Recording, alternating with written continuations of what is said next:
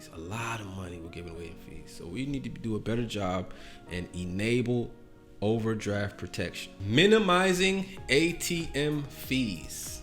There are several different types of ATM fees. Some banks charge a fee just to use an ATM card. Others charge ATM access fees in addition to the regular account fees. Most of us don't track what we pay in ATM fees over the course of a year, but I can tell you that number is substantial. We need to pay attention to this. Here are a few tips to help you minimize ATM fees. Number one, use personal checks instead of paying with cash, right? You don't have to go to the ATM and get cash. Number two, avoid ATMs found in convenience stores, hotels, restaurants, casinos, airports. Usually they have really high ATM service fees. Number three, when traveling, use traveler's checks, personal checks, or a credit card. And number four, withdraw large amounts of cash less often than small amounts of cash more often, right? Get you that lump sum, hold on it, sit on it. You can make your cash transactions instead of going to the ATM every day, right? Because you might not be near your branch and you might have to incur a fee. So fourth tip, withdraw large amounts less often than small amounts more often. Those are a few tips to help you minimize ATM fees. Debit cards. Let's discuss debit cards. There are two types of debit cards. The first is an online debit card. This type of debit card takes money immediately from your account once you use your PIN. That's the method that most of us use day-to-day transactions. The second type of debit card is known as a deferred debit card. This type of debit card requires you to sign a sales receipt, and usually the funds are removed from your bank account within a few days. Most banks combine both features, so you can hit debit or credit at the keypad while using your debit card. Debit cards are really self-explanatory, not much about them, but you need to know that there's two types. Where should I put my emergency savings?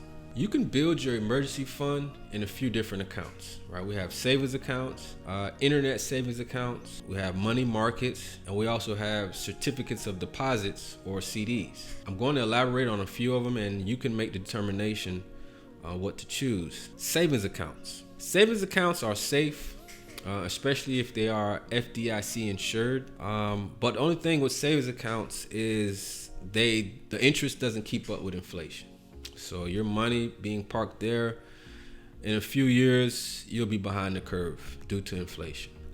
Internet savings accounts are much more attractive. They have higher yields and you're better off putting your money there versus a regular savings account, in my opinion, because the interest or the yields are much higher and you can combat inflation just a little bit better. Money markets. Money markets are a great tool, but most of them have requirements of 1,000 or more, and they too have slightly higher rates than a savings account, right? Because you can invest in certain type of index, right? A real conservative portfolio or a real conservative mutual fund that'll probably beat inflation or do fair, right? Do enough to keep you there, to keep you afloat. And you also have certificate of deposits, which are CDs. CDs are actually loans that you give to a bank for a certain term, and in return you get a guaranteed interest rate. But the thing with CDs is you will incur a penalty if you